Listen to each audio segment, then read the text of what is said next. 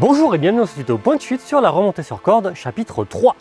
Tu te souviens dans le chapitre 2 sur le même thème, on avait vu une méthode de remontée sur corde avec deux nœuds autobloquants qui au moment de la remontée du bloqueur ventral était un peu galère avec le coincement de la corde dans les pieds et tout. En fait, on avait choisi de montrer cette méthode pour des raisons pédagogiques, mais maintenant que tu t'es bien fait la main avec ces différentes solutions, et que tu t'es bien fait chier surtout, juste pour toi public, c'est cadeau, ça nous fait plaisir. Point de chute présente comment remonter sur corde en mode débrouille avec deux nœuds autobloquants, avec la méthode un peu plus mieux qu'elle est plus facile. hop. Avant d'attaquer, nous rappelons d'entrée qu'il s'agit d'une technique de réchappe, en mode débrouille quoi. Et en tant que tel, l'ensemble de cette manip, c'est-à-dire le matériel, les nœuds, les notions de sécurité et les points de vigilance doivent être maîtrisés parfaitement avant d'être utilisés en situation réelle. Allez, c'est parti. Première partie, rappelons vite fait les principes de base. Alors on a vu dans les chapitres précédents que le principe de base de la remontée sur corde consiste à avoir un bloqueur ventral connecté au harnais et un bloqueur de poing dans lequel on clippe la pédale et on se longe. Et bien dans cette vidéo, on va faire tout l'inverse. Bah quoi, on va se longer dans la pédale avec un bloqueur dans le dos?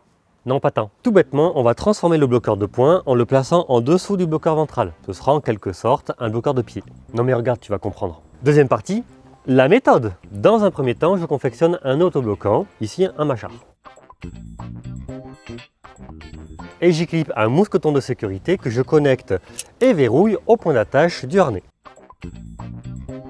Puis je confectionne un second autobloquant, mais cette fois-ci je le mets en dessous du premier. Et j'y clippe un mousqueton de sécurité que je verrouille tout de suite. Cet autobloquant que je viens de faire, en fait, vient remplacer le bloqueur qu'on faisait jusque-là en position haute, le fameux bloqueur de poing. Je dois donc y clipper ma pédale, sauf que je vais devoir la raccourcir. Parce que si je me contente d'installer la pédale comme ça sans rien faire de plus, et bien du coup elle va être hyper longue et elle sera inutile. Pour ça, je peux tout simplement la replier sur elle-même en clippant dans le mousqueton de la pédale la ganse qui sert normalement à mettre le pied. Là déjà on l'a pas mal raccourci. Mais dans notre cas, la pédale est toujours trop longue. Donc pour la raccourcir davantage, on va faire un cabestan avec la pédale pour avoir la longueur qui nous correspond le mieux. Hop. L'avantage du cabestan, c'est que je peux facilement le défaire. Et surtout, je peux très facilement peaufiner le réglage de ma pédale sans avoir à défaire le nœud. Tu te rappelles du principe de redondance? En gros, ça veut dire qu'il me faut au moins 2 points de sécurité. Je redonde.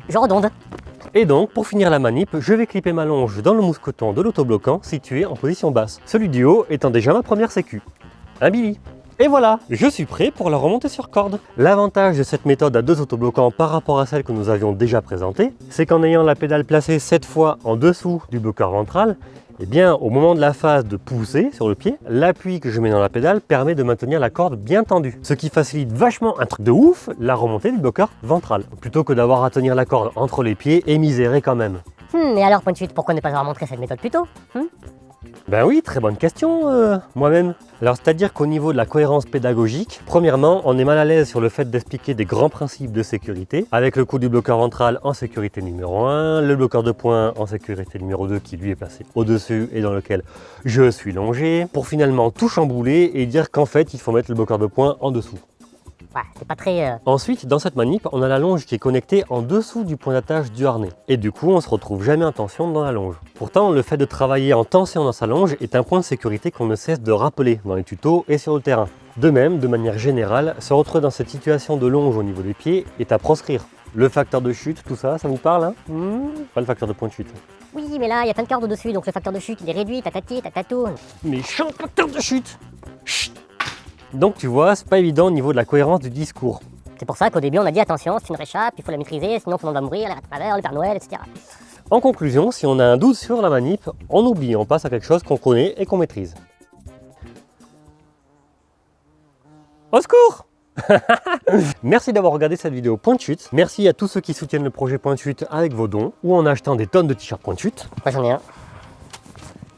Papa, j'ai tuto. Elle est bonne Ou tout simplement en vous abonnant et en partageant les contenus sur YouTube et sur Facebook. Bonne remontée sur corde et rendez-vous dans un prochain tutoriel.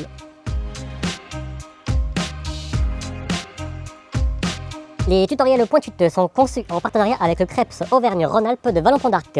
La musique qui accompagne les tutos a été créée par des artistes musiciens qui jouent de la musique sur des instruments de musique. Oui.